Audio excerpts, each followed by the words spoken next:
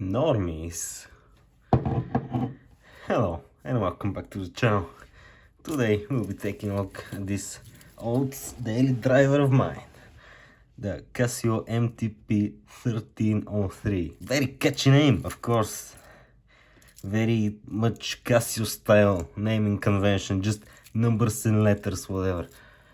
So I think this is a Europe only model. I only could find it on the Casio Europe website and some other European sites. So yeah, I have not been able to find it on any like American or Asian or whatever sites. I bought this in my normie phase before I really got into this whole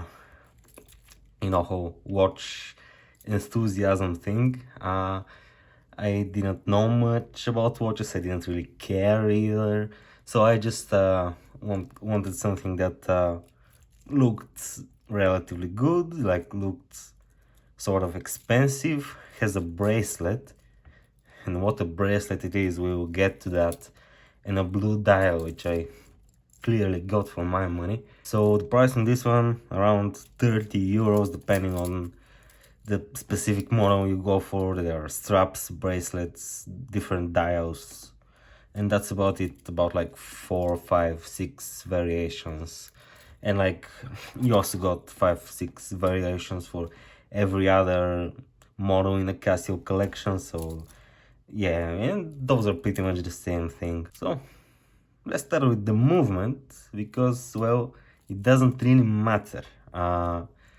It tells the time. The way I see it, this is an alternative to those sort of fashion watches your favorite car YouTubers promote, like MVNT or Vauci or whatever.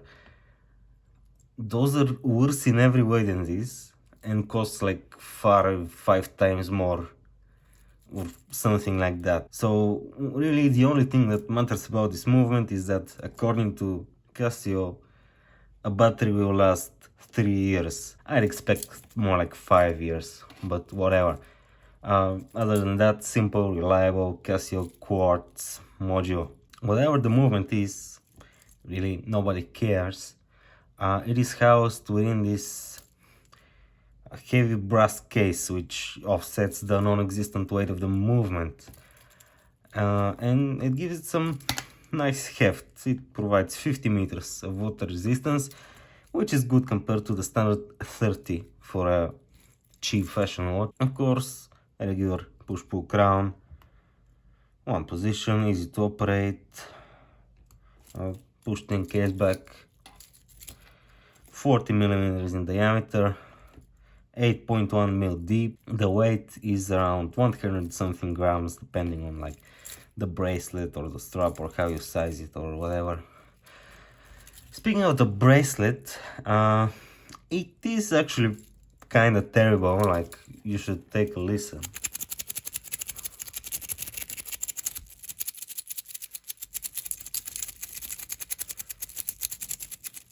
Like, yeah, that's not the sound of quality, but whatever. Like, for the price, it's alright.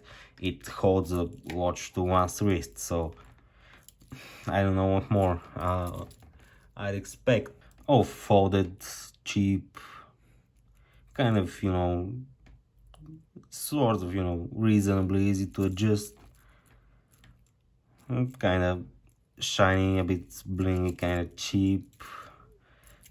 From the side you very obviously see these are folded links. Kind of rip the occasional arm hair, but like for the price it's good. You can also get it on a strap, you can put it on a strap later with the money that you saved. The dial I actually kind of like, and it looks more expensive than a 30 euro watch. Simple blue, white logo, white text. It says Japan movement, and at the 6 got these high polished hands with some lume. Got this white minute track around here, pretty strong sunburst. What I also kind of like is the alignment. The second hand hits the markers or close to the markers pretty consistently, which I really wasn't expecting at this price point. And there are like much more expensive quartz watches say that struggle to hit markers consistently. So let's just get the good and the bad and the who should buy this section, which is kind of the end of my reviews. So the good, obviously, it's affordable, it's cheap even. You probably do not have to save up for this, and that's what matters. Also, there are several different styles, which is great. The design is modest yet good looking, not loud but classy, I guess. The alignment is good for the price, it's reliable, it's Casio quartz, and it's got 50 meters of water resistance, which is good compared to the standard 30 for sort of this price range and like these small cheap fashion watches.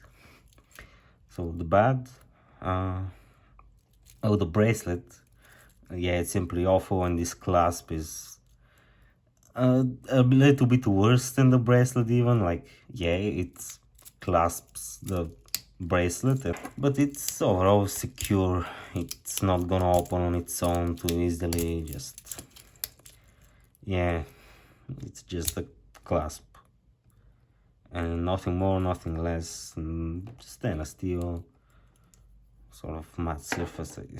I really don't like it. I prefer a polished surface, and of course a milled clasp. Like, you can't expect even the slightest hint of milled clasp at this price range, so it's okay.